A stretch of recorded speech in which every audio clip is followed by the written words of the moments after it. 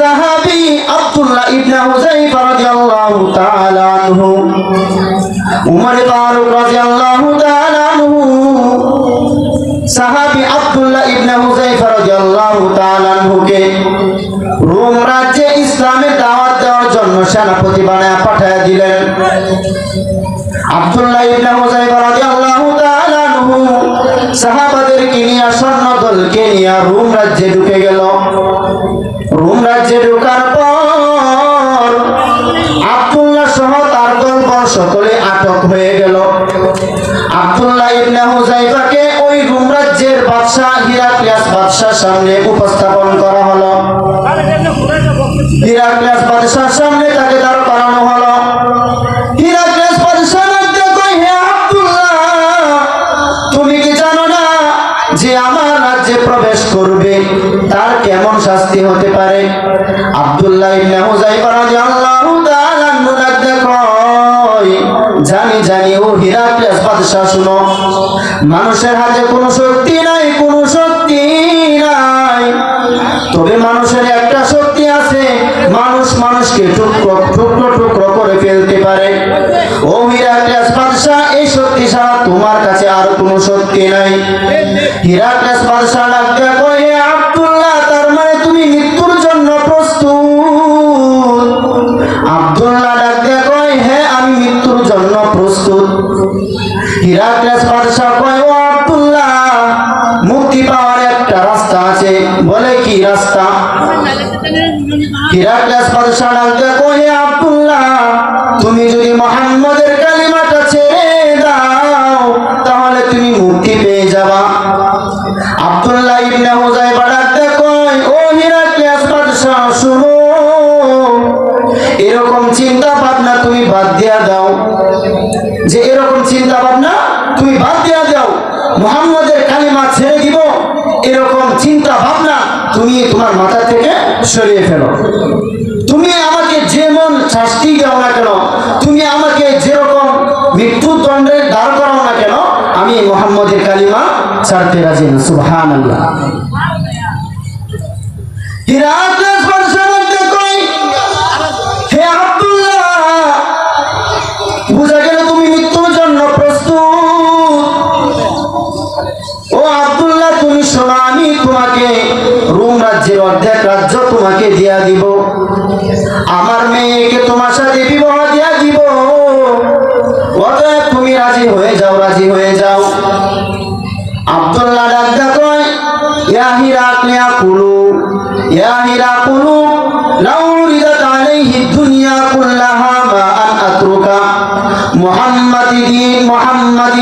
দীনাম মুহাম্মাদিন আন আতরুকা মা আন আতরুকুহু।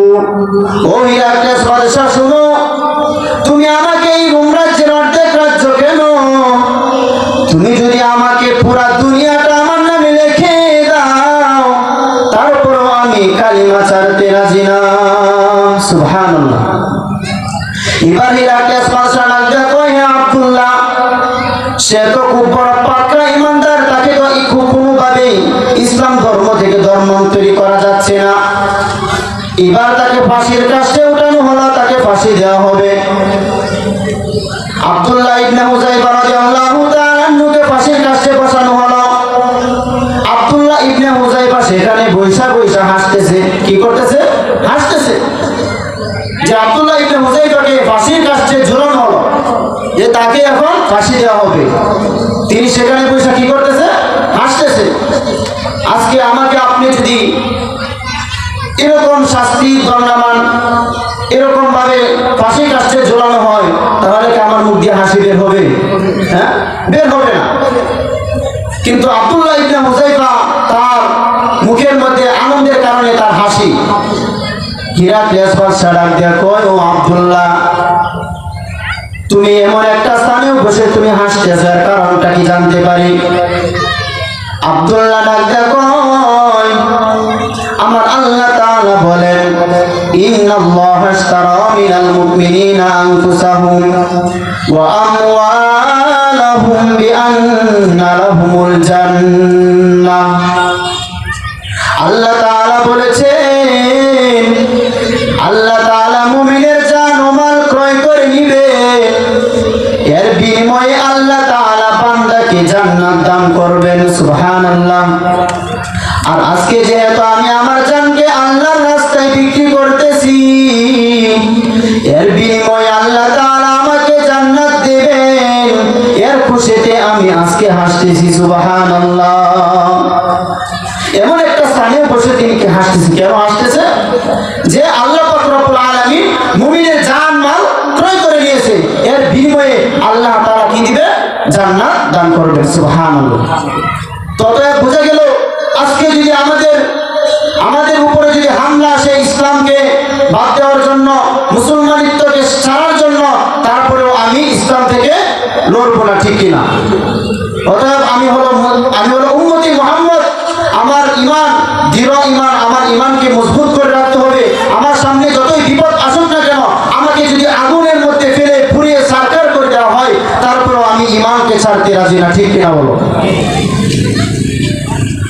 হিরাক্লিয়াস বাদশা রাখতে হইতেছে, আব্দুল্লাহ সে তো বড় ঈমানদার, তাকে তো কোনোভাবে ইসলাম থেকে সরানো যাচ্ছে না, এবার তাকে অন্য কোনো ব্যবস্থা করতে হবে।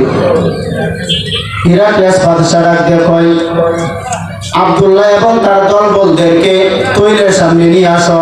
গরম তৈলের সামনে নিয়ে আনা হলো। তৈলের সামনে আনার পর তাদের মধ্যে থেকে একজনকে ওই গরম তৈলের মধ্যে ফেলে দিল। ভাই, সাথে সাথে তার শরীরটা পুরো তছনছ হয়ে গেল, ধ্বংস হয়ে গেল। সাথে সাথে আরেকজনকে ওই তৈলের মধ্যে ফেলে দিল। সাথে সাথে দুইজন আল্লাহ রাস্তায় শহীদ হয়ে গেল। সুবহানাল্লাহ। হিরাক্লিয়াস বাদশা ডাক দিয়া কয়, ও আব্দুল্লাহ, একটু তুমি তাকায়া দেখো কি অবস্থা হচ্ছে তাদের। তুমিও প্রস্তুত থাকো, তোমাকেও ওই তৈলের মধ্যে ফেলানো হবে। আব্দুল্লাহ ডাক দিয়া কয়, ও হিরাক্লিয়াস বাদশা, আমি মৃত্যুর জন্য প্রস্তুত। হিরাক্লিয়াস বাদশা এবার আব্দুল্লাহকে হাত পাও বাইধ্যা তৈলের সামনে নেওয়া হলো। এবার আব্দুল্লাহর চোখ দিয়া টপ টপ করে পানি পড়তেছে। হিরাক্লিয়াস বাদশা ডাকতে কয়, হে আব্দুল্লাহ, বুঝেছি, মনে হয় এবার তুমি আগুনের বয়ে তুমি কান্নাকাটি করতেছো। আব্দুল্লাহ ডাকতে কয়, ওয়াল্লাহি মা বাকাইতু খাউফান, আল্লাহর কসম, আল্লাহর কসম, আমি ভয়ে কাঁদি না। তো কেন কাঁদো? লিআন্নী নাফসান ওয়াহিদান, আল্লাহ পাক রব্বুল আলামিন আমাকে একটা জীবন দান করেছেন। আল্লাহ পাক রব্বুল আলামিন কেন আমাকে 100 জীবন দান করলো না? আজকে যদি আল্লাহ পাক রব্বুল আলামিন আমাকে 100 জীবন দান করতো, তাহলে আজকে আমি 100 জীবন ওই তৌলের মধ্যে ফেলে দিতাম এবং আল্লাহ তাআলার তাওহীদের একাত্মতা স্বীকার করতাম। সুবহানাল্লাহ। তো তাদের ঈমানটা কেমন ছিল ভাই? আর আজকে আমার আপনার জীবন ঈমানটা কেমন? আমার আপনার সামনে যদি আজকে একটা বিপদ আসে, হ্যাঁ, তখন আমাদের ঈমানটা কি হয়ে যাবে? দুর্বল হয়ে যাবে। সাহাবায়ে কেরাম তারা তাদের জান জীবনকে ইসলামের জন্য দিয়েছেন, নবীর জন্য দিয়েছেন। আজকে আমাদের দেশে, আমাদের বাংলাদেশে বিভিন্ন সময়ে বিভিন্ন জায়গা থেকে আমার নবীকে নিয়ে আপত্তি করা হয়, আমার নবীকে গালিগালাজ করা হয়। আমি তাদেরকে বলতে চাই, ও তোমরা শুনে রাখো, তোমরা মনে করতেছো যে এই বাংলাদেশে উম্মতি মুহাম্মদ জেগে নাই। তোমরা অতীতে বহুত অন্যায় করেছ, নবীকে নিয়ে অনেক গালিগালাজ করেছ। আমি বলতে চাই, তোমরা যদি আরেকবার সামনে থেকে আবার কখনো নবীকে গালিগালাজ করো, ইসলামকে নিয়ে কটূক্তি করো, আমি বলবো তোমরা যেখানেই থাকো না কেন, তোমরা যেভাবেই থাকো না কেন, তোমরা যদি পড়ানো করো না কেন, আমরা যেখানেই থাকি না কেন তোমাদের বিরুদ্ধে আন্দোলন করবো ইনশাআল্লাহ, ঠিক কিনা? অতএব বলতে চাই, ওদিকে অনেক কষ্ট দিয়েছ, আমরা আর সহ্য করবো না। ওদিকে আমরা অনেক সহ্য করেছি। অতএব আমি তোমাদেরকে বলতে চাই, এখনো সময় আছে। আল্লাহকে চিনে, নবীকে চিনে তোমরা এখনো ইসলামের পথে ফিরে আসো। আল্লাহ তাআলা সবাইকে কবুল করুক। সবাই বলেন আমিন। তো বলতেছিলাম, আব্দুল্লাহ ইবনে হুযায়ফা রাদিয়াল্লাহু তাআলা আনহুকে তৈরের সামনে নেওয়া হলো। আব্দুল্লাহ ইবনে হুযায়ফাকে তারপরে তিনি ইসলামকে ছাড়ে নাই, ইসলামকে কি করে নাই, ছাড়ে নাই। এবার হিরাক্লিয়াস বাদশা ডাক দিয়ে কয়, হে আব্দুল্লাহ, এই আব্দুল্লাহ তো বড় পাক্কা ঈমানদার, তাকে তো কোনোভাবে ইসলাম থেকে সরানো যাচ্ছে না।